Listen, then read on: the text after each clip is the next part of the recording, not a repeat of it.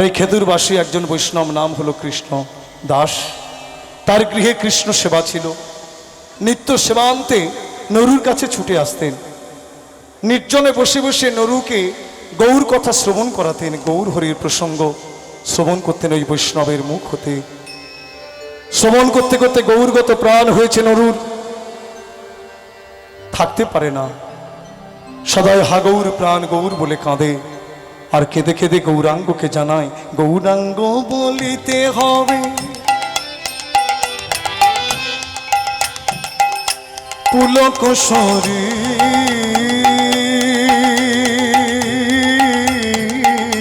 গৌরাঙ্গ বলিতে হবে পুলক শরীর। হরি হরি বলিতে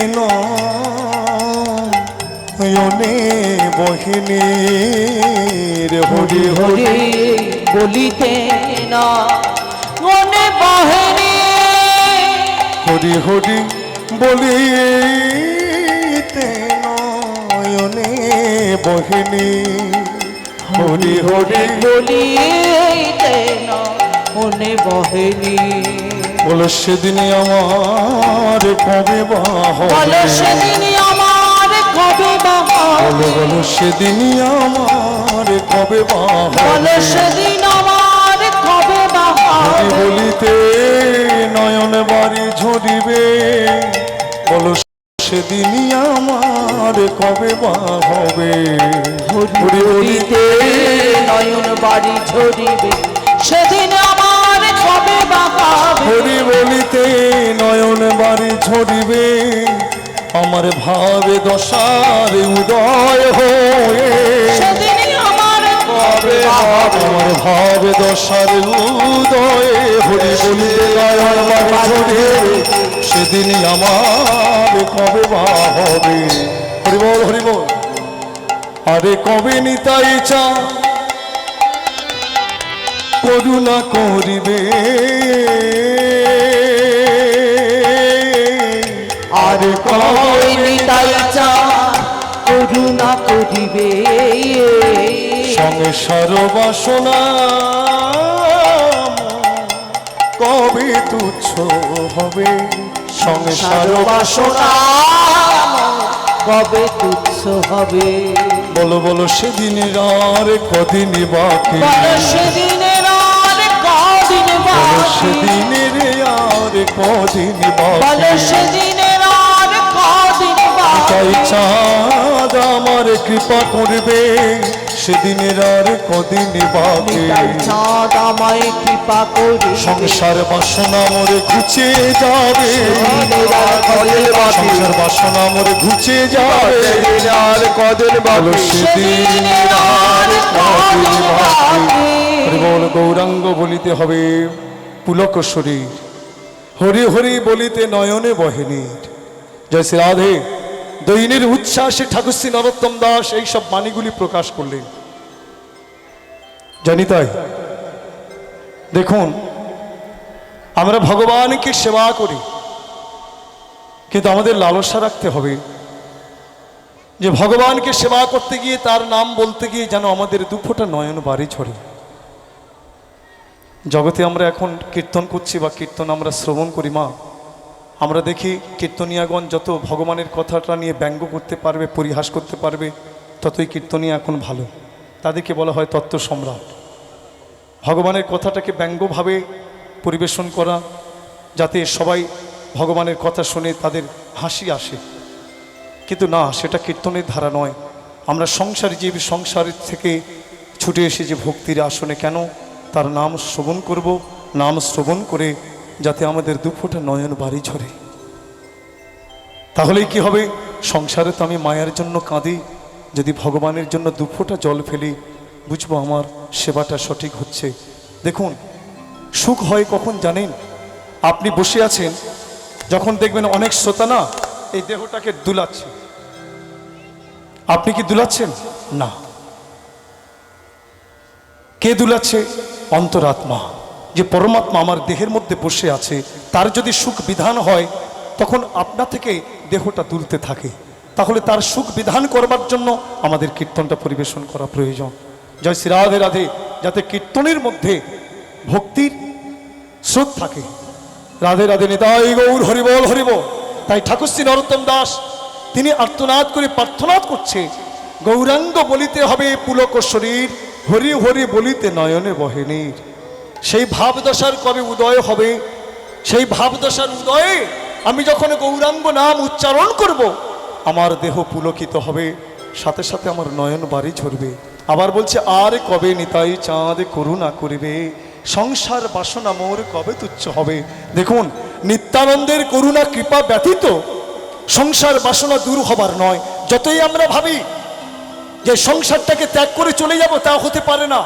অনেক ভজনশীল ব্যক্তি আছে, মুখে বলে আমার মতো ভক্ত নেই, জয়নিতাই, কিন্তু না, যারা সব ছেড়ে ঝাঁপ দিয়েছে তারাই ওই চরণে পৌঁছেছে। দেখুন সংসারটা কেমন সংসার সমুদ্র। এই সংসার সমুদ্রে যারা সাঁতার কাটছে, বিষয়ের মধ্যে যারা সাঁতার কাটছে, তারা কখনো ডুবতে পারে না। ডুবে কারা? যারা সাঁতারটা ভুলে তারাই ডুবে। তাই তো মহাজন বলেছে, ডুবি রূপে সনাতন তোলে নানা রত্নধন, যতনে গাঁথিয়া তার মালা, ভক্তি সূত্রে গ্রন্থি করে লহ জীব কণ্ঠ পরে, দূরে যাবে তাপত্রয় জ্বালা। গৌরাঙ্গ প্রেম সমুদ্রে তারাই ডুবেছিল। কেন? সংসার সাঁতারটা তারা ভুলেছিল। তাই ডুবে ডুবে তারা প্রেম ভক্তি ধন তুলে আমাদের মতো প্রতি জীবগণের কণ্ঠে বেঁধে দিয়েছিল। জয়নিতাই গৌর হরিবল। দেখুন মহাজন বলছে, বিষয় তোমাকে ত্যাগ করতে হবে না, তুমি সংসারে থাকো। কেমন ভাবে থাকবে? নদীর উপরে, নদীর জলের উপরে নৌকাটা ভেসে থাকে, তাই না মা? সেই নৌকার আমরা কি করি? নৌকাতে উঠে এপার থেকে ওপারে চলে যাই। আচ্ছা বলুন তো, যে নৌকাটা নদীর জলের উপরে ভেসে আছে, তার মধ্যে যদি জল ওঠে তাহলে কি হবে? ডুবে যাবে, তাই না? মহাজন বলছে, তুমি সংসারে আছো, থাকো, যেন তোমার মধ্যে সংসারটা না আসে। সংসার সমুদ্রে তুমি ভেসে থাকো, কিন্তু তোমার ভিতরে যদি সংসারটা এসে যায় না, তাহলে তুমি ডুবে যাবে। রাধে রাধে আমাদের লক্ষ্য রাখতে হবে। জয় নিতাই। নিতাই চাঁদের করুণা কৃপা বিনা এক পদ আমরা এগোতে পারবো না। এখানে রঘুনাথ দাস গোস্বামী পাদ বারবার ছুটে গেছে মহাপ্রভুর চরণ প্রান্তে কৃপা পাবার জন্য, কিন্তু কৃপা পায়নি। কেন? রঘুনাথ দাস একদিন মনে ভাবলেন, আমার নিজের চেষ্টায় কি আমি গৌরাঙ্গ চরণে পৌঁছাতে পারবো না? তবে কি সংসার সমুদ্র থেকে গৌর চরণ বন্দরে পৌঁছে দেবার ভেলাই কি শ্রীপাদ নিত্যানন্দ? অনুভব করলেন, হ্যাঁ, গৌর মন্দিরে পৌঁছাতে গেলে নিতাই চাঁদ যদি তার কৃপার দরজাটা খুলে না দেয়, আমি কিছুতেই গৌর মন্দিরে পৌঁছাতে পারবো না। তাই নিত্যানন্দের কৃপা অবশ্যই প্রয়োজন। নিত্যানন্দ কৃপা পাওয়ার পরে তবেই গৌরাঙ্গ চরণ আশ্রয় করেছে। এখানে কবিরাজ গোস্বামী পাদ, যিনি চৈতন্য চরিতামৃতকার, ঝামটপুর যার জন্মভূমি, বর্ধমান ঝামটপুর, হরিবল, বৃদ্ধ হয়ে গেছে। কবিরাজ গোস্বামী পাদ সেদিন ছিল না ঘরে, তার ভাই ছিল। শ্রীপাদ নিত্যানন্দের এক প্রেমী ভক্ত ওই গৃহে ভিক্ষায় গিয়েছিল। কবিরাজ গোস্বামী পাদের ভাই দূর দূর করে অবমাননা করে তাকে তাড়িয়ে দিয়েছিল। রাত্রিতে কবিরাজ গোস্বামী পাদ ফিরে এসে যখন শয্যায় শয়নে ছিলেন, ঘুমিয়ে পড়েছিলেন, শ্রীপাদ নিত্যানন্দ তখন স্বপ্নাদেশ করে বললেন, কবিরাজ, তোমার এই ঘর ভালো নয়, তুমি ছুটে যাও, তুমি এই সংসার ছেড়ে চলে যাও। কোথায় যাব প্রভু? তুমি যাও বৃন্দাবনে। প্রভু, আমি যে বৃদ্ধ হয়েছি, চোখের পাতা ঝুলে গেছে, গায়ের মাংস ঝুলে গেছে, আমি এই বৃদ্ধ দশায় কেমন করে বৃন্দাবনে যাব? কবিরাজ, আমি তোমাকে শক্তি সঞ্চার করছি, আমি তোমাকে আশীর্বাদ করছি, তুমি বৃন্দাবনে যাবে। বৃন্দাবনে নিয়ে এলেন কবিরাজ গোস্বামী পাদ সেই বৃদ্ধ অবস্থায়। রাধে রাধে সুন্দর একটি গ্রন্থ রচনা করলেন, বৃন্দাবন লীলামৃত সংস্কৃতি। বৃন্দাবনের বৈষ্ণবগণ তারা এই গ্রন্থখানি পাঠ করে না পরম সুখ লাভ করেছিলেন। হরিবল। অবশেষে কবিরাজ গোস্বামী পাদকে আদেশ করেছিল, কবিরাজ, তুমি এবার গৌর কথা লেখো, আমরা গৌর কথা শ্রবণ করতে চাই, আমরা জানতে চাই। বৈষ্ণবদের আদেশ। কবিরাজ গোস্বামী পাদ চিন্তা করলেন, এই আদেশ কেমন করে পালন করব? তখন বয়স কত মাত্র? তখন বয়স হচ্ছে 80 বৎসর। জয়নিতাই, যার লিখতে গেলে কর কাপে, ভালো করে দেখতেও পায় না। কবিরাজ গোস্বামী পাদ চিন্তা করলেন, এই গৌর কথা কেমন করে লিখব? গোবিন্দের বাঞ্ছাপূর্তির স্বরূপ হলো গৌরাঙ্গ মহাপ্রভু।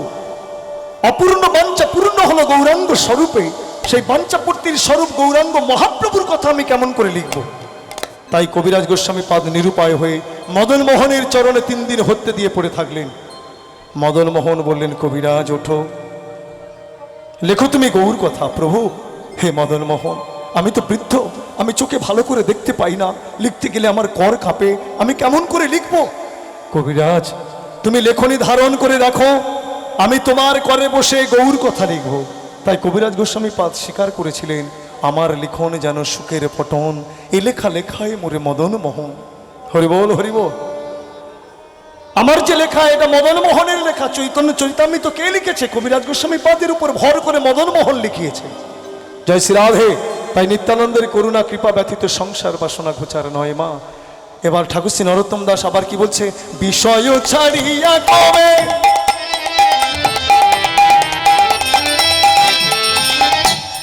শুদ্ধ হবে মা,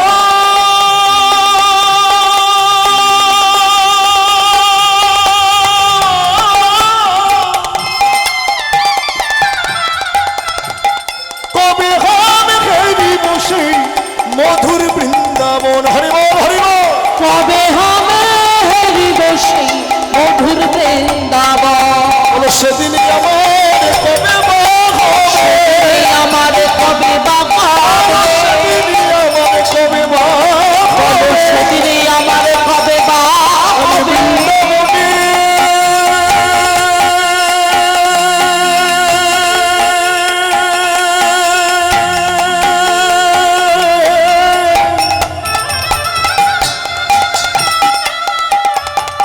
বৃন্দাবনে প্রবেশিব, বলো সেদিনই আমার কবে মা হবে।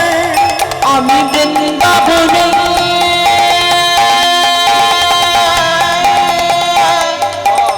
প্রবেশিব, বলো সেদিনে আমার কবে বাবা ব্রজের ধুলায় গড়া গড়ি দেব, ধুলায় গড়া গড়ে ব্রজের ধুলায় গড়া গড়ি দেব, ধুলায় গড়া গড়ে জয় রাধে গোবিন্দ বলে ধুলায় গড়া গড়ি দেব, জয় রাধে গোবিন্দ বলে ধুলায় গড়া গড়ি দেব, জয় রাধে গোবিন্দ বলে সেদিনই আমার কবে মা হবে। হরিবল। বিষয় ছাড়িয়া কবে শুদ্ধ হবে মন, কবে হাম হেরিব সেই মধুর বৃন্দাবন। রাধে রাধে। আমরা কীর্তনিয়াগণ হরিবাসনে সেই সব কথা বলি, বা নরোত্তম ঠাকুর মশাইয়ের পয়ারগুলি আমরা বলি, কিন্তু সত্যই কি মা আমরা বিষয় ত্যাগের চেষ্টা করি না? যদি করতে পারতাম তাহলে চরণ প্রান্তে পৌঁছে যেতে পারতাম। আমরা মুখে বলি কিন্তু করতে পারি না। জয় শ্রী রাধে। আপনারা নবদ্বীপে গেছেন মা? নবদ্বীপে গেছেন? কারা গেছেন? হাত তোলেন তো দেখি। নবদ্বীপে কারা কারা গেছেন? হরিবল হরিবল। আপনারা নবদ্বীপে গেছেন যখন, তাহলে নিশ্চয়ই জানেন ধামেশ্বর মহাপ্রভু আমার মা বিষ্ণুপ্রিয়া দেবীর সেবিত সে বিগ্রহ। প্রভু যখন সন্ন্যাস ধর্ম গ্রহণ করে চলে গিয়েছিলেন, মায়ের বিরহ সইতে না পেরে বংশীবদন তিনি এই বিগ্রহ নির্মাণ করেছিলেন। এখনো পর্যন্ত সে বিগ্রহের ওই পদ্মের মধ্যে লেখা আছে বংশীবদনের নাম। জয়নিতাই। এই ধামেশ্বর মহাপ্রভুর শ্রীমন্দিরে কীর্তনিয়া কীর্তন করছে আর বারবার মহাপ্রভুর পানে চেয়ে বলছে, হে প্রভু, হে গৌর হরি, একবার তুমি দেখা দাও, যদি না দাও দেখা পাষাণে কুটিব মাথা, অনলে পশিব গো। রাধে রাধে। বারবার বলছে, তুমি আমায় দেখা দাও, যদি না দেখা দাও আমি পাষাণে মাথা খুঁটে প্রাণ ত্যাগ করবো, নতুবা আগুনে ঝাঁপ দিয়ে প্রাণ বিসর্জন করব। এমন সময় সিদ্ধ চৈতন্য দাস বাবাজি মহারাজ, বাবাজি মহারাজ তিনি সিদ্ধ মহাত্মা। হরিবল। কেমন দেখুন, ওই যে এখনো পর্যন্ত তার সমাধি মন্দিরে অর্থাৎ দেওয়ালের গায়ে লেখা আছে, ভজন হলো সারা আমার, সাধন হলো সারা, নদী চাঁদের কান্তা আমি, কান্তা আমার গোরা। হরিবল। শেষের দিনে তিনি এই নাম বলতে বলতে প্রাণ ত্যাগ করেছিলেন। একদিন পোড়ামাতলায়, আপনারা যারা নবদ্বীপে পোড়ামাতলায় গেছেন জানেন, এই পোড়ামাতলায় তিনি মায়ের আরতি দর্শন করেছে। ভবতারিণীর আরতি দর্শন করার পরে প্রণাম করে যখন চলে আসছে, কতগুলি যুবক, বলিষ্ঠ বলিষ্ঠ ছেলে, যুবক ছেলে ঘিরে দাঁড়িয়ে বললেন, বাবাজি তুমি মাকে ভালোবাসো না? নিশ্চয়ই ভালোবাসি বাবা। মাকে যদি ভালোবাসো তাহলে মায়ের প্রসাদ না নিয়ে চলে যাচ্ছ, মায়ের প্রসাদ পাবে না। নিশ্চয়ই পাবো, মায়ের প্রসাদ কেন পাবো না? হরিবোল হরিবোল, মা তো বৈষ্ণবী, হরিবোল। আমি মায়ের প্রসাদ অবশ্যই পাবো। যেই না দিয়েছে সেদিন আমিষ ভোগ লেগেছিল। বৈষ্ণব তো পরম বৈষ্ণব, যখন ওই প্রসাদ দিয়েছে প্রসাদ ভেবে, মায়ের অধরামৃত ভেবে গ্রহণ করেছিল, তখন যুবক ছেলেরা বলেছিল, বাবাজি তুমি না বৈষ্ণব, তুমি আমিষ খেলে? এই ভণ্ড বাবাজি, এই মার মার মার মার। তাকে আঘাতের পর আঘাত করলেন। তখন চিৎকার করে বলে উঠলেন, ওরে আমি যে মায়ের প্রসাদ পেয়েছি, আমি তো অন্য কিছু খাইনি, আমি যে মায়ের প্রসাদ পেয়েছি রে, দেখবি তোরা, দেখতে চাস? কাঁদতে কাঁদতে সিদ্ধ মহাত্মা চৈতন্য দাস বাবাজি মহারাজ উদ্গার করছে। যা কিছু খেয়েছিল, কিছুক্ষণ আগে তো খেয়েছিল, যদি উদ্গার করে, বমন করে, কি হবে? সেই বস্তু তো বেরিয়ে আসবে। কিন্তু দেখছে না, তার চিহ্ন মাত্র নেই, শুধু পায়স অর্থাৎ অমৃত উঠছে, আর তার গন্ধে চতুর্দিক ভরে গেছে। তখন বুঝতে পারলো এই যুবক ছেলেরা, আহারে আমরা কি করেছি, এই ভজন, এর ভজন আমরা অনুভব করতে পারিনি। তিনি কোন জ্ঞানের সেবা করেছে? হরিবল হরিবল। ক্ষমা প্রার্থনা করলেন। বৈষ্ণবের ধর্ম হলো যারা পতিত হয় তাদেরকে ক্ষমা প্রার্থনা করা। বললেন, মারে আমি তোর প্রসাদ পেয়েছি, এরা তো না জেনে আমাকে আঘাত করেছে, এদের যেন তুই ক্ষতি করিস না, এদের যেন আঘাত করিস না মা, এদের কৃপা করিস, এদের যেন কৃষ্ণ প্রেম ভক্তি হয়। হরিবল। সিদ্ধ মহাত্মা চৈতন্য দাস বাবাজি মহারাজ কাঁদতে কাঁদতে ধামেশ্বর মহাপ্রভুর চরণ প্রান্তে এসে লুটিয়ে পড়ে বললেন, প্রভু ভজন হলো সারায় আমার, সাধন হলো সারা, নদে চাঁদে কান্তায় আমি, কান্তই আমার গোরা। প্রভু আর থাকতে চাই না, প্রভু কৃপা করে তোমার চরণ প্রান্তে আমার একটু স্থান দাও। কাঁদতে কাঁদতে শ্রীমন মহাপ্রভুর চরণে প্রাণ নিবেদন করেছিলেন সেই সিদ্ধ চৈতন্য দাস বাবাজি মহারাজ। কীর্তনিয়া বারবার বলছে, হে গৌর হরি, একবার তুমি আমায় দেখা দাও, যদি না দাও দেখা পাষাণে খুঁটিব মাথা, অনলে পশিব গো। এমন সময় সিদ্ধ চৈতন্য দাস বাবাজি মহারাজ একটা লাঠি নিয়ে তেড়ে এলেন। শালা, পাষাণে খুঁটিব মাথা, অনলে পশিব গো। একবার মাথাটা খুঁটে দেখেছিস? একবার মাথাটা খুঁটে দেখেছিস তিনি দেখা দেন কিনা? মাথাটা খুঁটতে পারছিস না আর বলছিস মাথা খুঁটবো? আগে মাথাটা খোঁট, তারপরে দেখ তিনি দেখা দেন কিনা। তিনি কৃপাময়, নিশ্চয়ই দেখা দেবে। হরিবোল। তাই আমরা মুখে বলি, বিষয় ছাড়িয়া কবে শুদ্ধ হবে মন, কবে হাম হেরিব সেই মথুর বৃন্দাবন। রাধে রাধে। অনেক বৈষ্ণবকে লক্ষ্য করি মা, দেখবেন সংসারে পড়ে আছে, আখর দেয়, প্রভু আর যে আমার কেউ নাই, বারবার বলে আর যে আমার কেউ নাই, তুমি বিনে আর যে আমার কেউ নাই। এমন সময় নাতিটাকে পাড়ার ছেলেগণ ধরে উদ্যম মাধ্যম দিয়েছে। হ্যাঁ, তখন নাতিটা কাঁদতে কাঁদতে ঠাকুরদার সম্মুখে এসে দাঁড়িয়েছে। ঠাকুরদা তখন বলছে, কীর্তন করছিল তো, বসে বসে করতাল নিয়ে কীর্তন করছিল, বারবার বলছিল আর যে আমার কেউ নাই। নাতির কাঁদা বদন দেখে বলে, এই তুই কাঁদছিস কেন রে? বলে, এই পাড়ার ন্যাপলা আমাকে মেরেছে। হ্যাঁ, ন্যাপলার এতই সাহস আমার একমাত্র বংশের প্রদীপ তার গায়ে হাত দেওয়া, চল তো দেখি। রাধে রাধে। কিন্তু এই ব্যক্তি কিছুক্ষণ আগে বলছিল আর যে আমার কেউ নাই। তাই না? আমাদের সব কিছু বিপরীত, আমরা মুখে বলি কিন্তু করতে পারি না। জয় শ্রী রাধে রাধে নিতাই গৌর হরিবোল। যারা সিদ্ধ মহাত্মা হয় না, বিষয় থেকে তারা দূরে থাকে। আর একটা মহাত্মার কথা বলি, সিদ্ধ জগন্নাথ দাস বাবাজি মহারাজ, নবদ্বীপে যে ছাড়া গঙ্গা আছে না, এই ভজন কুঠিরে তিনি থাকতেন। তার দর্শনের জন্য কত মানুষ আসতো, কিন্তু কি করতেন, ওই যে বাথরুমের মধ্যে অর্থাৎ পায়খানার মধ্যে তিনি লুকিয়ে থাকতেন, সেখানে বসে বসে নাম ভজন করতেন। কি সিদ্ধ মহাত্মা এমন নাম করেছে, একদিন কোনো এক ভক্ত ওই বাথরুমের মধ্যে প্রবেশ করেছে, বাথরুমটা পতিত হয়ে গেছে, সেখানে বসে নাম ভজন করেছে, কিন্তু গিয়ে দেখছে প্রতিটা ইট সিদ্ধ হয়ে গিয়ে কৃষ্ণ নাম বলছে। যেমন পুরীতে আজও যে সিদ্ধ বকুল বর্তমান, হরিদাস ঠাকুরের কণ্ঠে নাম শ্রবণ করতে করতে সিদ্ধ হয়ে গেছে, আজও বর্তমান, তাই না? হরিবোল। তা সেই সিদ্ধ জগন্নাথ দাস বাবাজি মহারাজ, তার একটা শিষ্য ছিল, নাম হলো বিহারী। বৃন্দাবনে যখন পরিক্রমা করছিলেন, গোবর্ধন পরিক্রমা করছে, বৃদ্ধ দশা তো, মাথার ঝুড়িতে করে গুরুদেবকে বসিয়ে গোবর্ধন পরিক্রমা করছিলেন। এক ধনী ব্যক্তি পথের পাশে দাঁড়িয়ে পয়সা দান করছিলেন, টাকা দিচ্ছিলেন। ধনী তো বৃন্দাবনে এইরূপ অনেক ধনী দান করে। হরিবোল হরিবোল। তা সিদ্ধ জগন্নাথ দাস বাবাজিকে দেখে না, বলছে বাবা একটু দাঁড়াও। হাতে 1 পয়সা দিয়ে দিয়েছে। তৎকালীন দিনে 1 পয়সার মূল্য ছিল। 1 পয়সা দিয়ে দিয়েছে। সিদ্ধ জগন্নাথ দাস বাবাজি মহারাজ পয়সাটা হাতে নিয়ে চলেছে। বেশ কিছু দূর চলে গেছে। এমন সময় বিহারীকে বলছে, ও বিহারী, বিহারী রে, ও বিহারী। বলো বাবা। বাবা রে, ওই যে ধনী ব্যক্তি যেখানে পথে দাঁড়িয়ে ধন দান করছে না, পয়সা দিচ্ছে না, তার কাছে আমাকে একটু নিয়ে যাবি? বলে এত দূর আনলাম, আবার কেন যাবে? বলে নিয়ে চল না। হরি বল। নিয়ে গেলে সিদ্ধ জগন্নাথ দাস বাবাজি মহারাজ তখন ধনী ব্যক্তিকে ডেকে বলছে, বাবা কাছে এসো, এই নাও তোমার পয়সাটা, এই নাও তোমার পয়সা। তখন ধনী ব্যক্তি করজোড়ে বললেন, বাবা আপনি কেন এই পয়সা গ্রহণ করলেন না? বলে দেখো বাবা, তোমার অনেক পয়সা না? বলে অনেক পয়সা, আমার রাধারানী শ্রী গোবিন্দ আমাকে কৃপা করে অনেক পয়সা দিয়েছে। তখন সিদ্ধ বাবা বললেন, তুমি কেমন করে ঘুমাও গো বাবা? বলে কেন, কথাটা তো বুঝতে পারলাম না। দেখো তুমি আমাকে 1 পয়সা দিয়েছো, আমি এখান থেকে বেশ কিছু দূর গেছি, কিন্তু এইটুকু সময় যে গেছি, এই পয়সাটা আমার হাতে ছিল। আমার চিন্তা আসছে, আমি এই পয়সা দিয়ে কি করব, কোথায় লাগাবো? আমি ভগবানের নাম বলতে বলতে পরিক্রমা করছিলাম, এই পয়সাটা হাতে আসার সাথে সাথে না নানান চিন্তা ঢুকে গেছে, আমি ভগবানের নাম ভুলে গেছি। তাই বাবা, তোমার এত টাকা, তুমি কেমন করে ঘুমাও? 1টা পয়সা তুমি আমাকে দিয়েছো, তার জন্য আমি নাম ভুলে গেছি, আর তুমি কেমন করে ঘুমাও? নিতাই গৌর হরিবোল হরিবোল। যারা সিদ্ধ মহাত্মা হয় না, তারা বিষয় থেকে অনেকটা দূরে থাকে।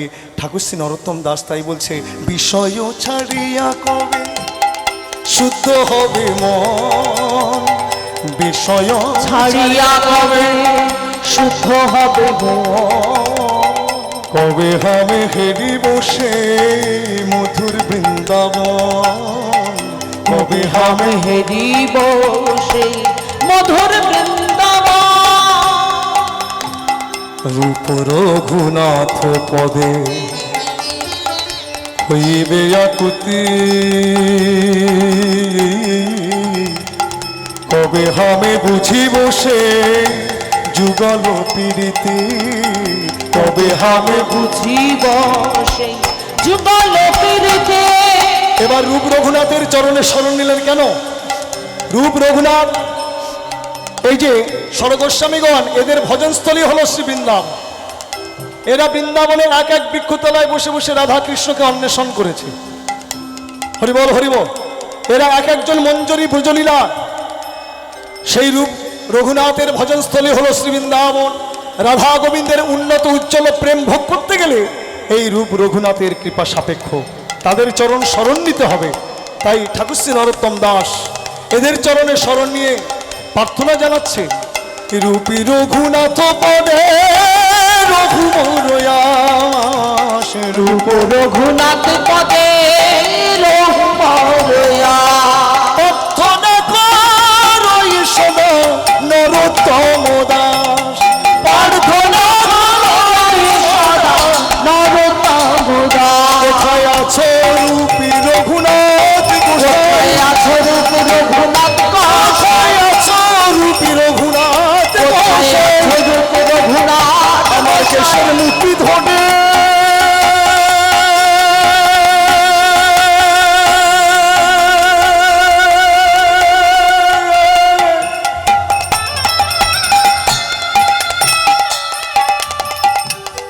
কেশের মুটি ধরে কাছে নাও না টেনে, কোথায় আছো রূপী রঘুনাথ মশাই, কেশের মুঠি ধরে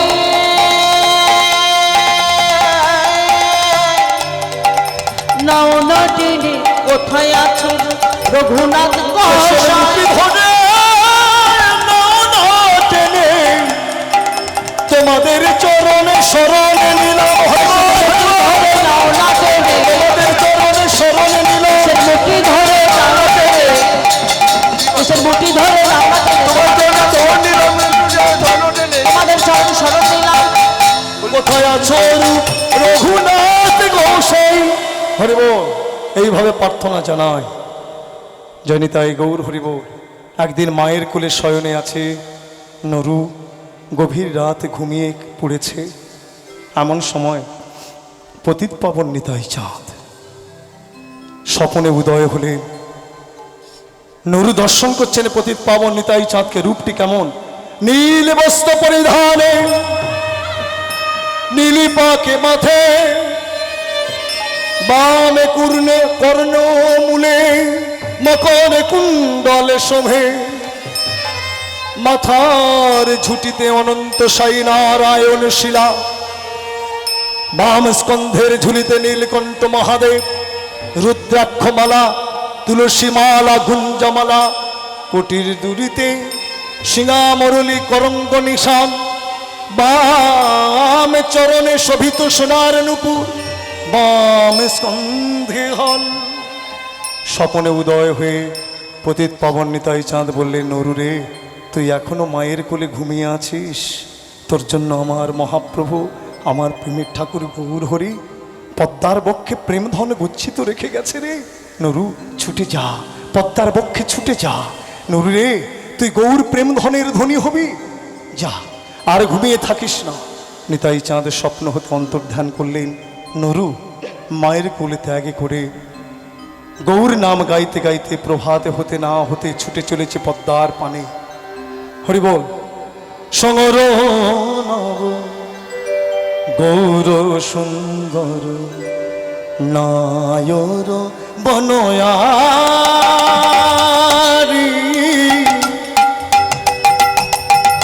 নায়র বনয়ারি, সঙ্গর নব গৌর সুন্দর নায়র বনয়ারি,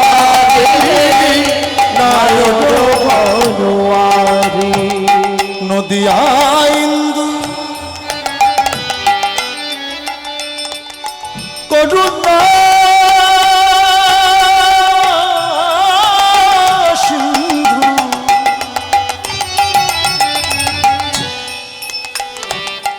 ভকত বৎসলকারী, নায়র বনয়ারি, সমাজ নাম গৌর সুন্দর নায়র বনয়ারি, নায়র বনয়ারি, বদন চন্দ্র অধর সুরঙ্গ, নয়নে গলক প্রেম তরঙ্গ, চন্দ্রকোটি ভানুকোটি, চন্দ্রকোটি ভানুকোটি, মুখ শোভয় জিয়ারি, নায়র বনয়ারি, সমাজ নাম গৌর সুন্দর নায়র বনয়ারি, নায়র বনয়ারি, চন্দনে চরিচিত অঙ্গ, মল্ল চন্দনে চরিচিত অঙ্গ, লাজে লজ্জিত কোটি অঙ্গ, চন্দন বলয়া রতন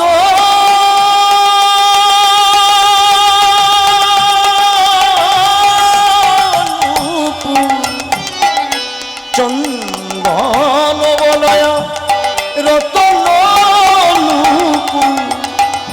যোগ্য সূত্রধারী, নায়র বনয়ারি, সমাজ গৌর সুন্দর নায়র বনয়ারি, নায়র বনয়ারি, ছুটে যায় পদ্মাবতী তীরে, ছুটে যায় পদ্মাবতীর তীরে, ছুটে যায় পদ্মাবতী তীরে, ছুটে যায় পদ্মাবতী, আমার নিত্যানন্দ দেশে ছুটে যায় পদ্মাবতী তীরে, আমার নিত্যানন্দ দেশে, ওই গৌরী গৌরী গৌরী বলে ছুটে যায় পদ্মাবতীর তীরে, গৌরী গৌরী গৌরী বলে ছুটে যায় পদ্মাবতীর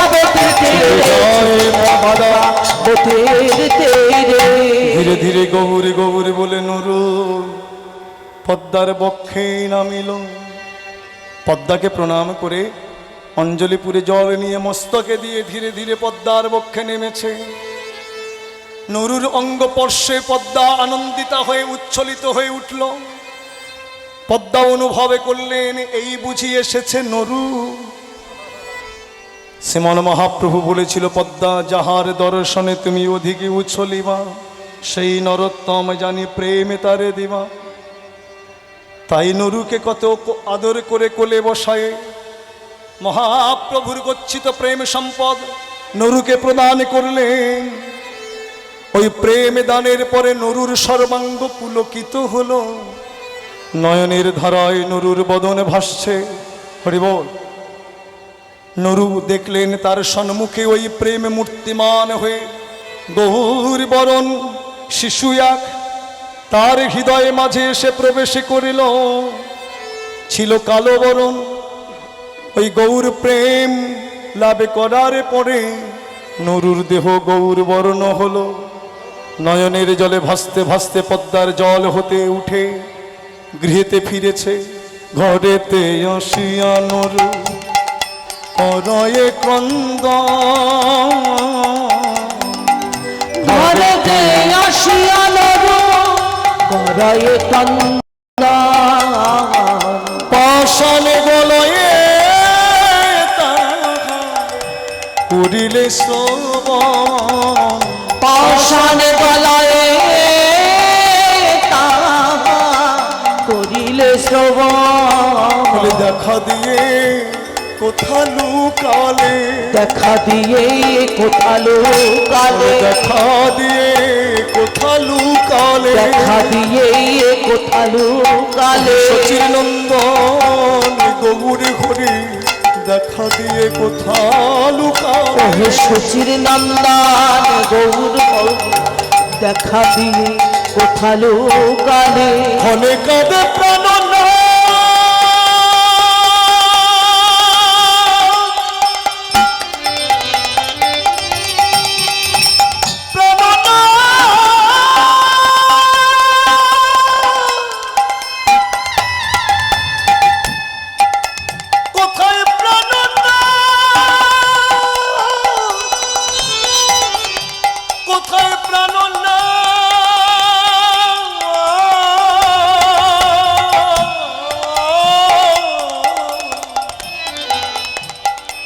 ক্ষণে কাঁদে প্রাণন্য শ্রী গৌরাঙ্গ বলি।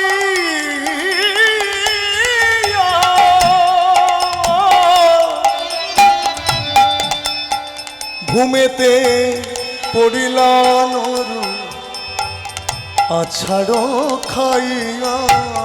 ভূমিতে পড়িলা নুরু আছাড় খাইয়া।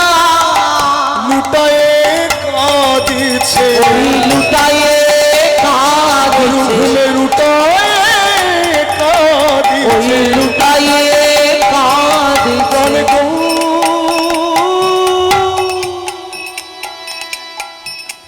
গৌরী কোথা গেলে বল, ওই লুটাই কাঁদিছে। প্রাণ গহু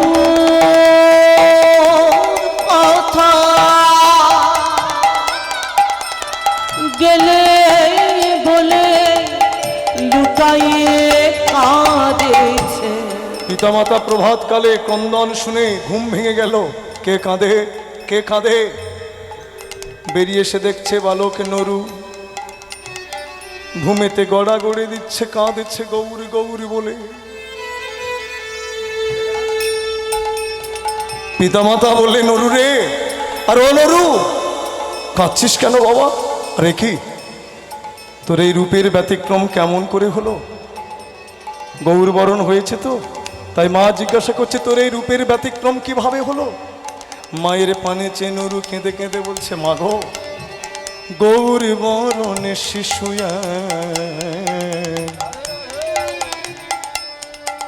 আমার হৃদয়ে পশিল গো।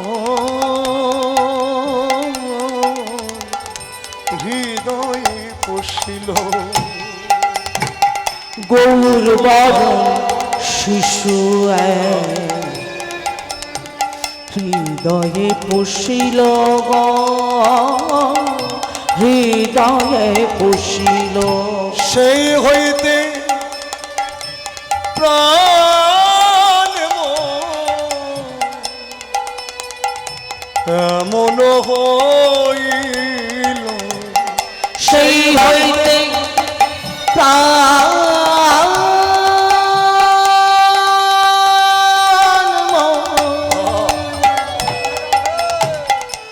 এমন হইল।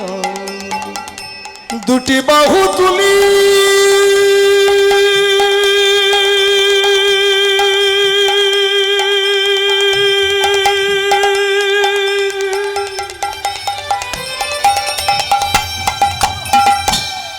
ডাকে বাজে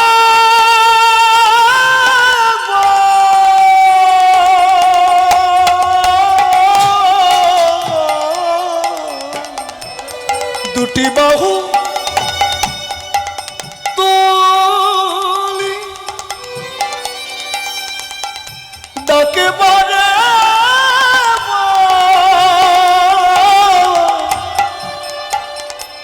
গণ সহ প্রভু মোরে করো উদ্ধার। গণ সহ প্রভু মোরে করো উদ্ধার। আমার মায়ার বন্ধন ঘুচাইয়ে দাও গো, মায়ার বন্ধনে ঘুচাই আমার মায়ার বন্ধন ঘুচাইয়ে দাও গো। মায়ার বন্ধনে ঘুচাই দাও গণ সহ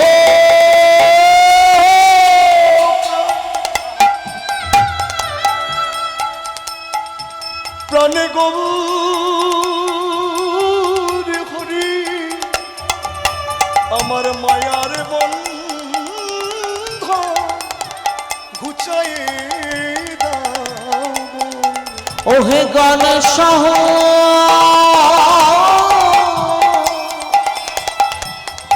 প্রাণ গৌর হরি আমার মায়ার বন্ধন ঘুচাই দাও। ও গো গণ সহ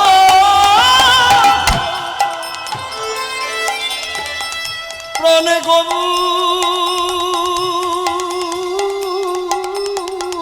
হরি বলি আর সহিতে পারি না গো, আমায় গণ সহ পর করে দাও। আর সহিতে পারি না গো, গণ সহ প্রাণ করে বলি মায়ার বন্ধনে ঘুচায়ে দাও গো। আর সহিতে পারি না গো, মায়ার বন্ধনে ঘুচায়ে দাও গো, আর সহিতে পারি না গো, বন্ধনে ঘুচায়ে দাও গো। হরি বল। কাঁদতে কাঁদতে নরোত্তম যখন একটু ঘুমিয়ে পড়লেন, এমন সময় প্রেমের ঠাকুর গৌর হরি স্বপনে উদয় হয়ে বললেন, নরু রে নরু, ও নরু, যা যা তুই বৃন্দাবনে যা, লোকনাথ গোস্বামীর চরণ আশ্রয় কর নরু। আমি তোকে আশীর্বাদ করলাম, তুই বৃন্দাবনে গিয়ে লোকনাথ গোস্বামী পাদের শিষ্যত্ব বরণ করে তুই ভজন করবি। হরি বল। স্বপ্ন ভঙ্গ হলো, নরু কেঁদে আকুল হলো। এই তো দেখা দিলে, বলো বলো কোথা লুকালে, এই তো তুমি আমাকে দেখা দিলে প্রভু, দেখা দিয়ে কোথায় গেলে, একবার কৃপা করে দেখা দাও। পুনরায় অচৈতন্য হয়ে পড়লেন। শ্রীমান মহাপ্রভু নরুর নয়নে নিদ্রাবেশ দিলেন। পুনরায় দর্শন করলেন। গণ সহ প্রাণ গৌর হরি নবদ্বীপ লীলায় প্রকট হয়েছে। সেই লীলা দর্শন করে মহাপ্রভুর চরণে নরু লুটিয়ে পড়লেন। শ্রীমান মহাপ্রভু বহুত কৃপা করে নিত্যানন্দের চরণে দিলেন। নিত্যানন্দ বহুত প্রেম দান করে প্রেমালিঙ্গন করে বলল, নরু তুমি ছুটে যাও বৃন্দাবনে, প্রাণ ভরে ভজন করো। অদ্বৈতের চরণে দিলেন। অদ্বৈত এবার গৌর চরণে নিবেদন করে বললেন, নরু আর বিলম্ব করো না, এবার তুমি বৃন্দাবনে ছুটে যাও। হরি বল। নরু তো কৃষ্ণ প্রেমের বাতুল, বাতুল শব্দ হচ্ছে পাগল।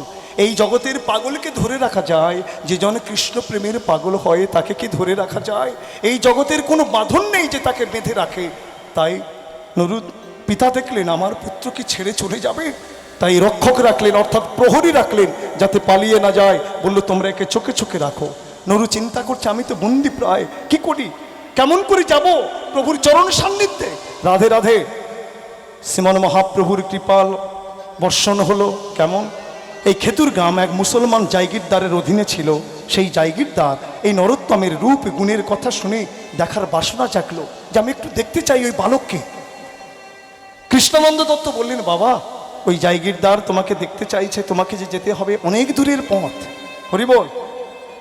বেশ পিতা, তুমি আমায় অনুমতি দাও, আমি তাহলে যাই। এটা শ্রীমান মহাপ্রভুর কৃপা মনে করে যাত্রা করলেন।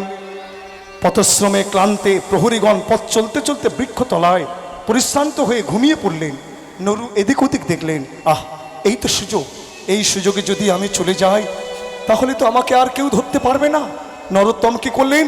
সেই সুযোগে ওই স্থান ত্যাগ করে সকল ঐশ্বর্য বিষ্ঠার মতো ত্যাগ করে চলে গেলেন। মানুষ যেমন শৌচ করার পরে বিষ্ঠার পানে ফিরে চায় না, সকল ঐশ্বর্য ধন সম্পদ সুখ সব বিষ্ঠার মতো ত্যাগ করে নরোত্তম বৃন্দাবনের পথে ছুটে চলেছে। পঞ্চক্রোশ পথ অতিক্রম করলেন। জয় শ্রী রাধে রাধে নিতাই গৌর হরি বল। বৃক্ষতলায় বসেছে নরোত্তম। বৃক্ষতলায় বসে গৌর গৌর বলে কাঁদছে।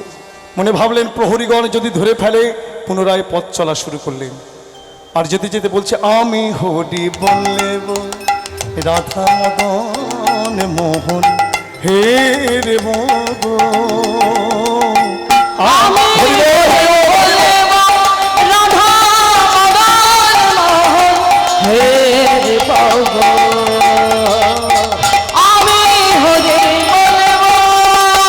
আমি এইভাবে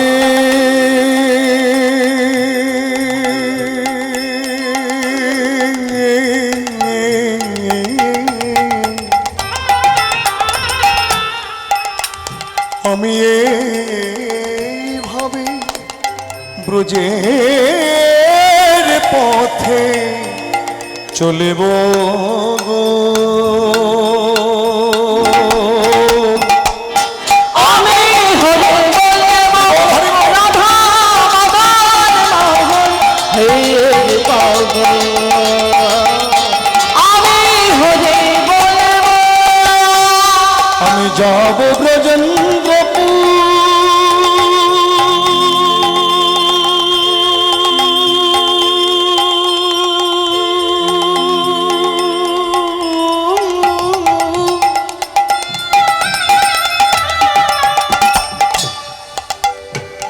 হব গোপী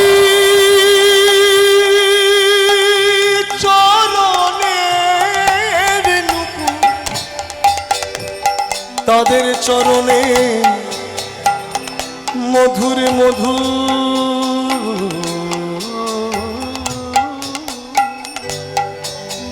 আমি তাদের চরণে মধুর মধুর বাজেব গো।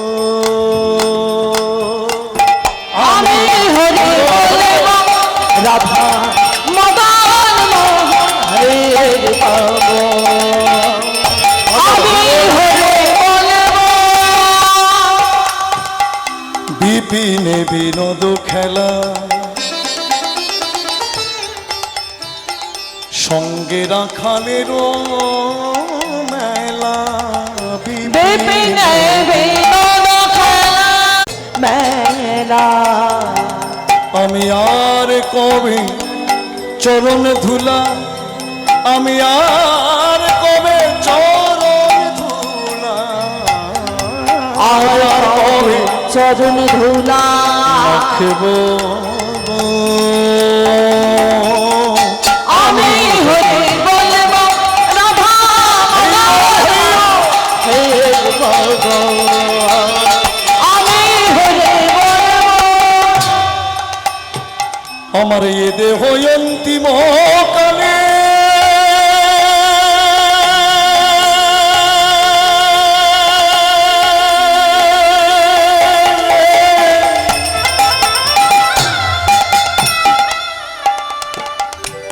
ভাষায়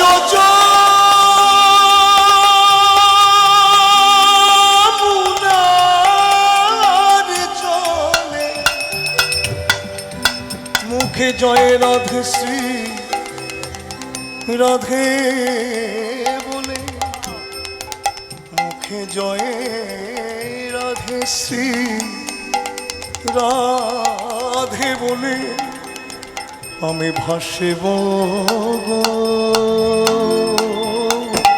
আমি হরি বলব রাধা মদন মোহন হে ভগবান,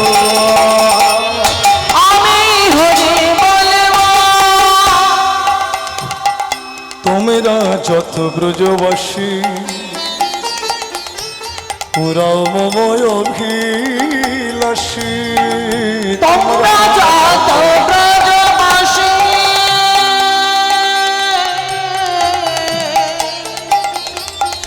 পুরাও মম অভিলাষী। আর কবে স্বামীর বাসী, আর কবে স্বামীর বাসী, আর কবে স্বামীর বাসী আমি শুনিব গো। আমি হরি বলব রাধা মদন মোহন হে ভগবান, আমি হরি বলব। রাধা কৃষ্ণের রূপী মাধুরী,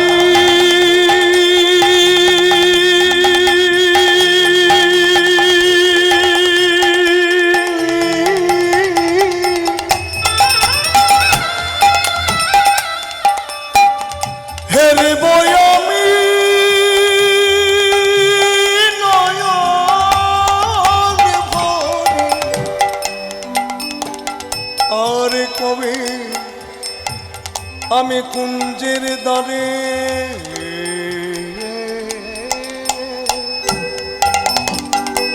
আর কবে কুঞ্জের দ্বারে আমি দাঁড়ি হব গো।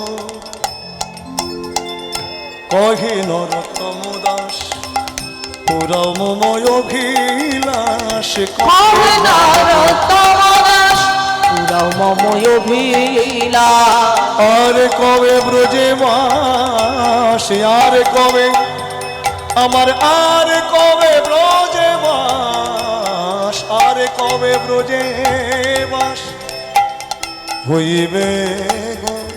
বলো সেদিন আর কদিন বাকি, সেদিনের আর কদিন বাকি, বলো সেদিনের আর কদিন বাকি, সেদিনের আর কদিন বাকি। বৃন্দাবনে প্রবেশিব সেদিনের আর কদিন আমি বৃন্দাবনে প্রবেশিব সেদিনের আর কদিন বাকি। আমি গোপী চরণ করব গোসাই, চরণ করব আমি সেবার মাঝে রইব ডুবে, গোপী চরণ করব গোসাই। আমি সেবার মাঝে রইব আমার ঘুচে যাবে সকলে অসার, চরণ করব ঘুচে যাবে সকলে অসার, চরণ করব সেই দিনের আর কদিন বাকি। হরি বল হরি বল। নরোত্তম পথ চলছে, কখনো বনের পথ, কণ্টকাবৃত পথ, কখনো মাঠের পথ, কখনো বা তপ্ত বালুকার উপর দিয়ে ছুটে চলেছে। তপ্ত বালুকার উপর দিয়ে যেতে যেতে নরোত্তমের দেহটা অবশ হয়ে এসেছে, ক্লান্ত পরিশ্রান্ত অনাহারে পথ চলছে, তো তাই দেহটা আর বইতে পারল না। হঠাৎ ধপাস করে তপ্ত বালুকার উপরে পড়ে গেল নরোত্তমের দেহখানি। আহ, অচৈতন্য দশায় পড়ে আছে তপ্ত বালুকার উপরে। আমার শ্রীমান মহাপ্রভু জীবনে কোনোদিন কারোর সঙ্গে ছল চাতুরি করেনি, ছলনা করেনি, কিন্তু নরোত্তমের দেহখানি এই তপ্ত বালুকার উপরে পড়ে থাকতে দেখে শ্রীমান মহাপ্রভু বৃদ্ধ ব্রাহ্মণের বেশ ধারণ করে এক ভাণ্ডে দুগ্ধ নিয়ে নরোত্তমের কাছে এলেন। নরোত্তমের দেহখানি কোলে বসায় বললেন, নরু রে, আরে ও নরু, নরু একবার চেয়ে দেখ, আমি তোর জন্য দুগ্ধ এনেছি, এই দুগ্ধটুকু তুই সেবা কর, সকল জ্বালা, সকল কষ্ট, সকল ব্যথা তোর দূরে যাবে। দুগ্ধ ভাণ্ড রেখে শ্রীমান মহাপ্রভু চলে গেল। নরু একবার চেয়ে দেখলেন, আবার পথর পরিশ্রমে তার নয়নে তন্দ্রা এসে গেল, আবার গাঢ় ঘুমিয়ে ঘুমিয়ে পড়লেন। রূপ সনাতন স্বপ্নে উদয় হয়ে বললেন, নরু, আরে এই নরু, শুনো শুনো হে নরু, দুগ্ধ করো পান, শ্রী চৈতন্য প্রভু আসি দুগ্ধ করিল দান। নরু, তোর জন্য শ্রীকৃষ্ণ চৈতন্য মহাপ্রভু দুগ্ধ এনেছে রে, ওঠ, আর ঘুমিয়ে থাকিস না, দুগ্ধ সেবা কর। রূপ সনাতনের আদেশে নরু চৈতন্য পেলেন, ধীরে ধীরে দুগ্ধ সেবা করলেন, সকল ব্যথা সকল জ্বালা দূরে গেল। তাই রূপ সনাতন প্রভুদয়কে মনের কথা নিবেদন করে বলছে, বলো না, হা প্রভু, হা রূপ, হা সনাতন, তোমরা কৃপা করে বলো আর কত দূর বৃন্দাবন। প্রভু গো, প্রভু গো, বলো আর কত দূর আছে বৃন্দাবন।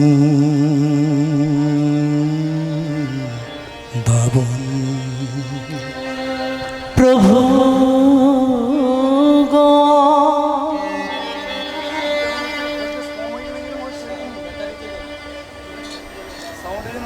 প্রভু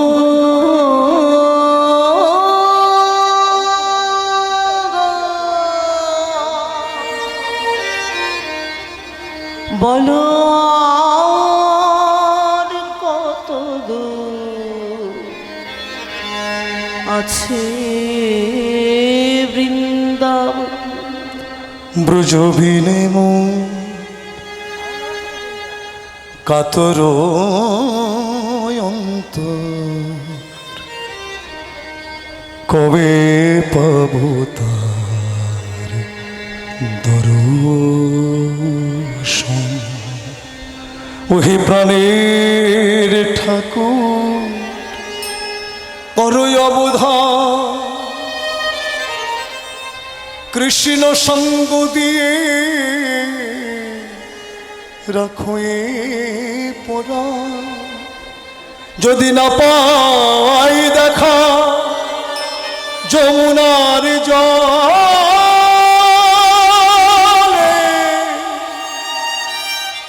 এ প্রাণ করিব বিসর্জন। বলে দাও আমায়, বলে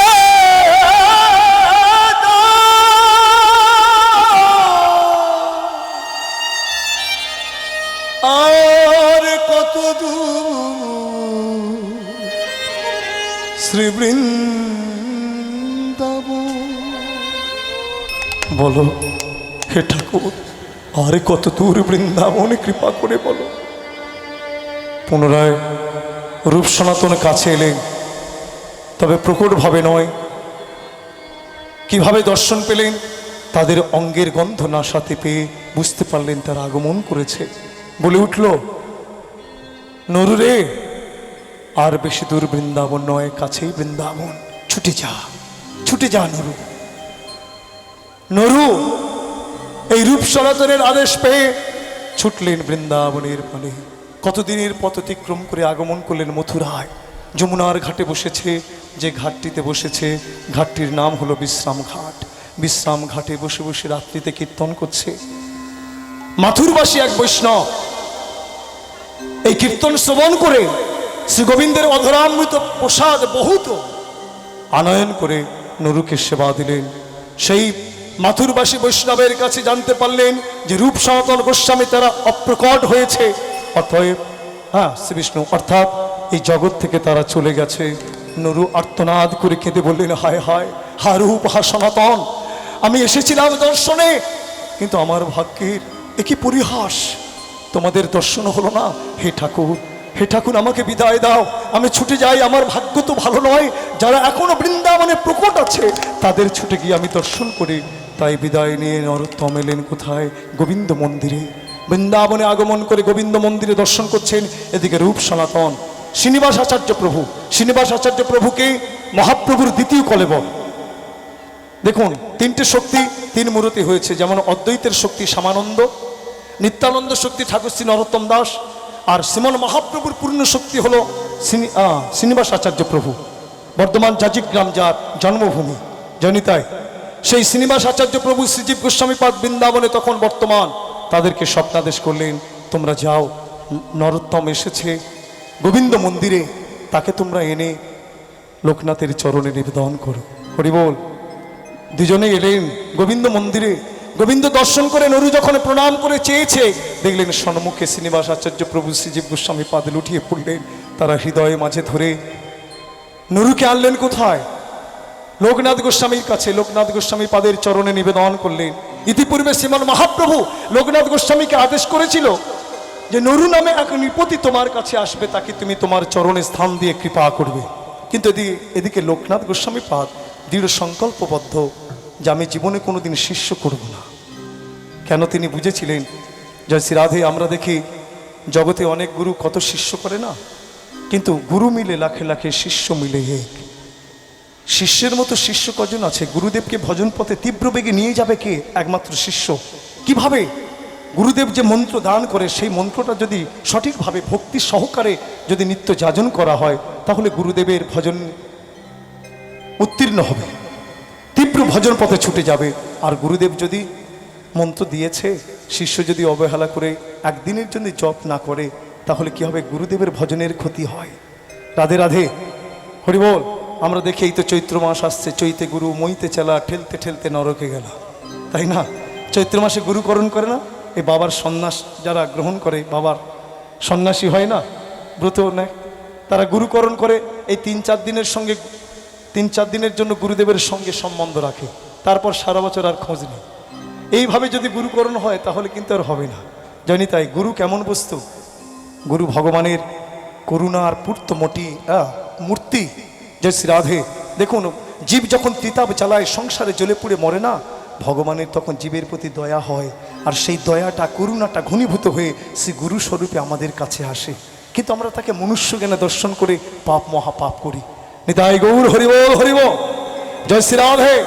তাই লোকনাথ গোস্বামী পাদ দৃঢ় সংকল্পবদ্ধ, জীবনে আমি কোনোদিন শিষ্য করব না, কিন্তু মহাপ্রভুর আদেশ, তাই সেই আদেশ পালনের জন্য বললো, যাও তুমি 16 নাম 32 অক্ষর তুমি নিত্য জপ করো। আর কিছু দিল না। কিন্তু নরু সেবা করে, সেবা দর্শন করে বলল, বাবা শোনো শোনো, আরেকটু সেবা করো। তুমি নিত্য বন হতে পুষ্প চয়ন করবে, চন্দন ঘষে রাখবে, তুলসী পত্র চয়ন করে রাখবে। লোকনাথ গোস্বামী পাদ সেবা করে কাকে? তার বিনোদ, রাধা বিনোদ। লোকনাথ গোস্বামী পাদের সেবিত বিগ্রহের নাম হলো রাধা বিনোদ। হরিব। সেই রাধা বিনোদের জন্য তুমি সেবা করো। আর এই যে মন্দিরের কোণে এই যে কলসিটি দেখছো না, এই কলসি করে নিত্য তুমি যমুনার জল বহন করে আনবে। তাই করে অঙ্গে কোনো বসন নেই, শুধু একটা মলিন পরিধানে বসন নরুর। রাজার ছেলে, কেমন বৈরাগ্য একবার অনুভব করুন। পরিধানে তার একটি মাত্র মলিন বসন, অঙ্গে কোনো বসন নাই, খালি মাথায় ওই কলসিতে করে জল আনতে আনতে নরুর মাথায় ঘা হয়ে গেছে। একদিন যমুনার কূলে বসে বলছে, না, এত কষ্টের পরেও গুরু কৃপা যখন লাভ হলো না, এ দেহ রেখে কি বা ফল? আমি এই প্রাণ বিসর্জন করব যমুনার জলে ঝাঁপ দিয়ে। হাতের কলসিটা ছুঁড়ে ফেলে দিলে, যমুনার জলে ঝাঁপ দিতে যাবে, এমন সময় কে যেন বলে উঠল, নরুরে, যমুনায় ঝাঁপ দিয়ে প্রাণ বিসর্জন করিস না। কে কে কে আমায় মরতে দিলে না? কে আমার নাম ধরে ডাকলে? নরু, আমি তোমার মাথার সেই কলসি, কিছুক্ষণ আগে যে কলসিটিকে তুমি ত্যাগ করেছ। কলসি? বলে হ্যাঁ। দেখো নরু, তোমার জীবনের কথা ভেবে তুমি প্রাণ ত্যাগ করতে চাইছো, একবার আমার জীবনের কষ্টের কথা ভেবে দেখো। আমি তো ধরিত্রী মায়ের বক্ষ জুড়েছিলাম, তোমার মতো দেহধারী মানুষ কোদাল দিয়ে আমাকে আলাদা করেছে, তাতে কোনো সুখ হলো না। কি করলো জানো? আমাকে 4 দেয়ালের ঘরের মধ্যে শীতের দিন ফেলে জল ঢাললো, তাতেও তাদের সুখ হলো না। কি করলো? পদদ্বারা দলিত করতে করতে আমার সত্তা বলতে কিছু রাখলো না, কাদায় পরিণত করলো। তারপরে একটা বড় চাকের মধ্যে ফেলে হাতের কায়দায় আমার দেহটা এই কলসির আকার করলো। নরু, তাতেও সুখ হলো না। কি করলো? কাঠ ফাটা রোদের মধ্যে ফেলে রাখলো। যখন আমার দেহের রস সব শুকিয়ে গেল, আমার মতো অনেক কলসিকে নিয়ে এক জায়গায় করে দেহটাকে আগুন দিয়ে দিল, দাউ দাউ করে জ্বলে উঠল। পুড়তে পুড়তে পুড়তে পুড়তে দেহটা লাল হয়ে গেল, তাতেও সুখ হলো না। কি করলো জানো নরু? এত কষ্টের পরেও আমি সেবা পাইনি। আমার মতো অনেক কলসীকে বের করে সকট অর্থাৎ গরুর গাড়িতে করে লক্ষ লক্ষের বাজারের মধ্যে আনলেন। সবাই এক একটা কলসি বাজাচ্ছে, পছন্দ হয়ে যাচ্ছে, নিয়ে যাচ্ছে। আমি কেবল পতিত হয়ে পড়েছিলাম, তথাপি আমার সেবা করার অধিকার হয়নি। তোমার সে গুরুদেব লোকনাথ গোস্বামী পাদ আমাকে দেখে পছন্দ করলো, তার কৃপায় আমি এলাম রাধা বিনোদের সেবা করতে, কিন্তু তথাপি সেবা করতে পারিনি। মন্দিরের কোণে পড়েছিলাম। তোমার মতো প্রেমিক ভক্তের কৃপায় ওই রাধা বিনোদের জল আমি যমুনা হতে নিয়ে যাই, আর আজকে তুমি আমাকে বঞ্চিত করেছ। নরু, কত কষ্টের পরে আমি রাধা বিনোদের সেবা পেয়েছি, আর তুমি গুরু কৃপা পাওনি বলে যমুনায় ঝাঁপ দিয়ে প্রাণ বিসর্জন করতে চাইছো। গুরু কৃপা অবশ্যই পাবে। হরি বল। নরু চিন্তা করলেন, বেশ আমাকে গুরু কৃপা লাভ করতে হবে। শুরু করলেন শৌচ সেবা। কেমন? রাধে রাধে, হরি বল। মাগো হয়ে এসছে, আর একটু ধৈর্য ধরে বসুন। জয় শ্রী রাধে রাধে। শৌচ সেবা।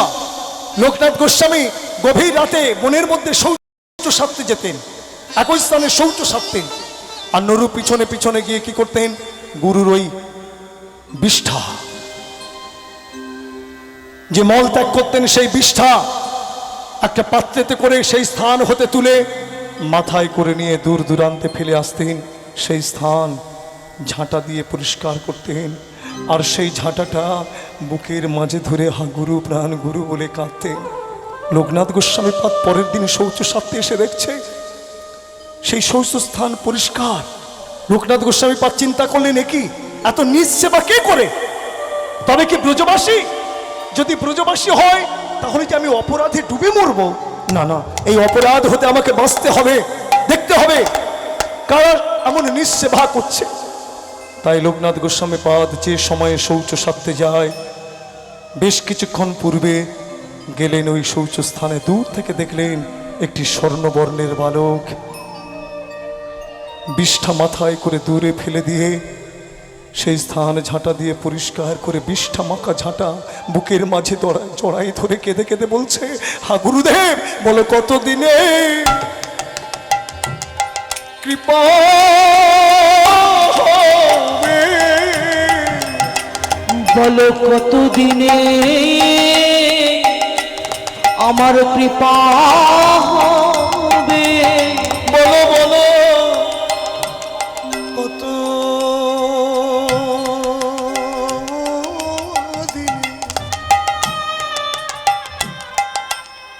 কতদিনে আমার কৃপা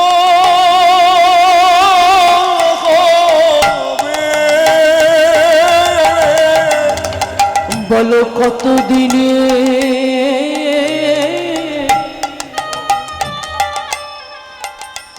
আমার কৃপা হবে?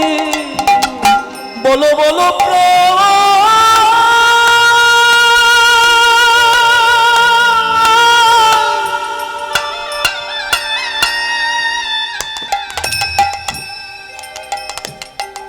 বলো বলো প্রাণ দয়াল শ্রী গুরু, আমার কতদিনে কৃপা হবে? বলো বলো প্রাণ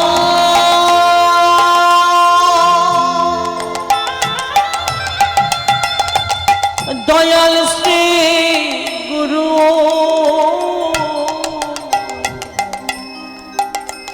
আমার কতদিনে রাধে কৃপা হবে? লোকনাথ গোস্বামী পাদ ধীরে ধীরে কাছে এসেছে। জিজ্ঞাসা করলেন, কে বটো বাপু, এমন নিচে সেবা করছো? আর ঠেকা দেখো না। রাধে রাধে। কে বটো বাপু, এত নিচ সেবা করছো?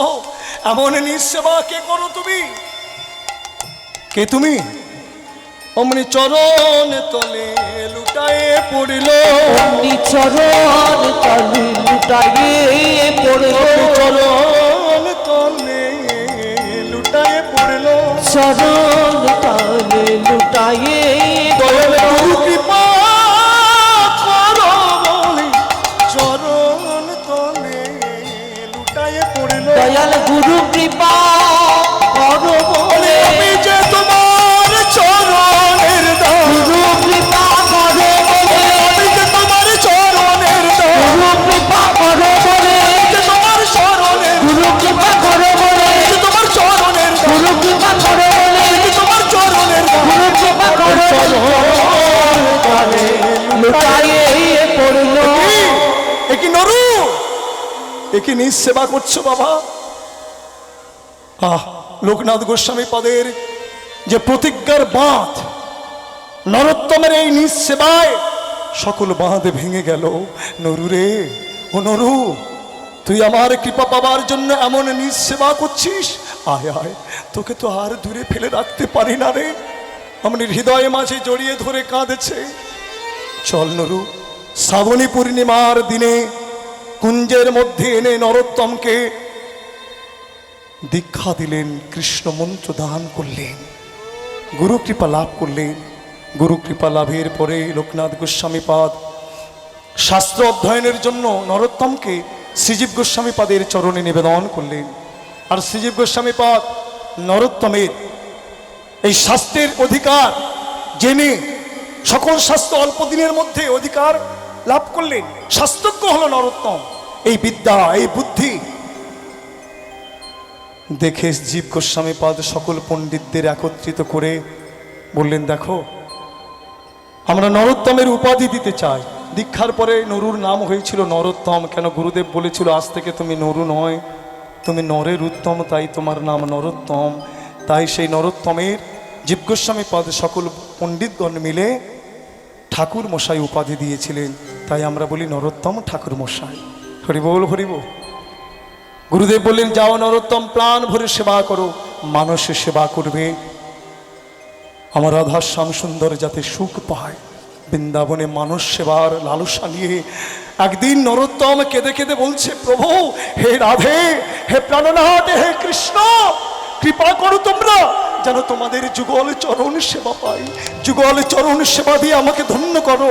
রাধা কৃষ্ণ প্রাণম যুগল কিশোর, রাধা কৃষ্ণ প্রাণম যুগল কিশোর, জীবনে মরমে ওগো গতি নাহিও, জীবনে মরমে গতি নাহিও। আমি প্রাণ ভরে সেবা করব কিভাবে জানো? আমার মনের বাসনা কালিন্দির তীরে কেলি কদম বেরিব, কালিন্দির তীরে কেলি কদম বেরিব, রতন সিংহাসনে বসাবো দুইজন, রতন সিংহাসনে বসাবো দুজন, শ্যামে গৌরী অঙ্গে দিব চুয়া চন্দনের গন্ধ,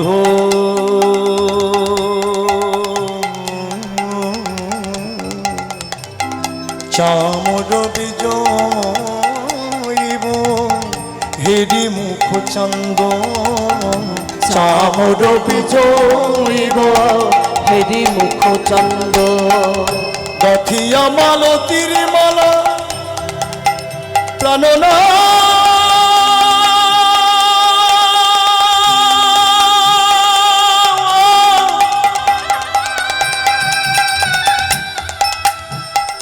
বৃন্দাবন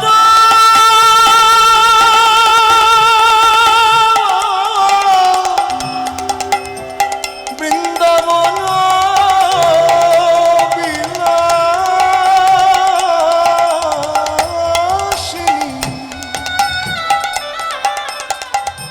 গাথিয়া মালতীর মালা দিব দোহা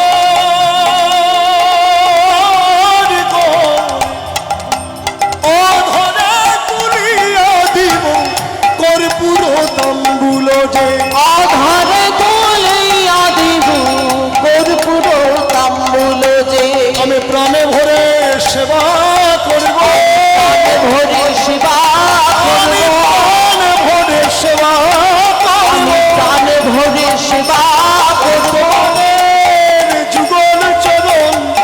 মনে ভরে সেবা করব, তোমাদের যুগল চরণ কৃপা করে সেবা দেব, মনে ভরে সেবা করব, কৃপা করে সেবা দেব, প্রাণ ভরে সেবা করব, প্রাণ ভরে।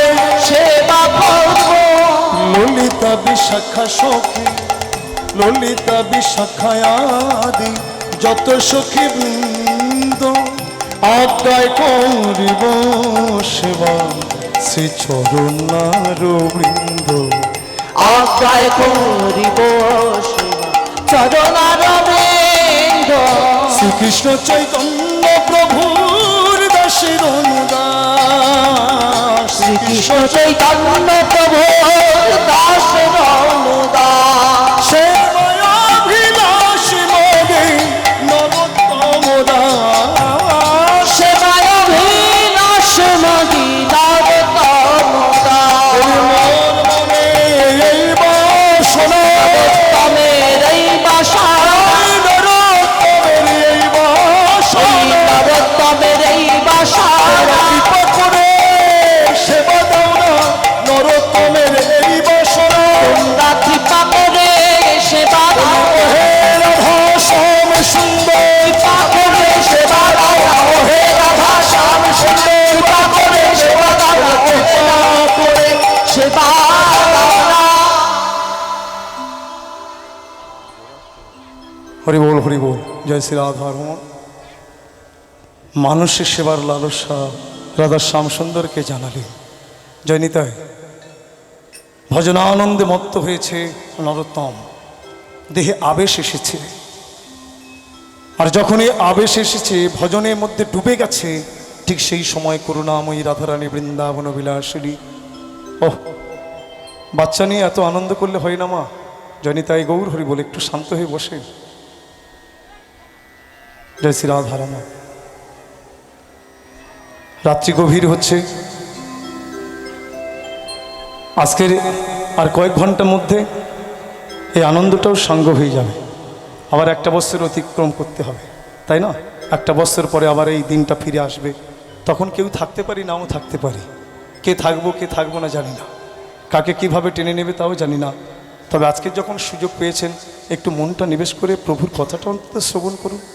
জানি তাই সারা জীবন তো অকথা কুকথা আমরা বলতেই থাকি, তাই না? ভগবানের নাম কতবার বলি? যদি একবার দুবার কথা বলি, ভগবানের নাম বলি, অন্তত 20 বার অন্য কথা বলি, তাই না?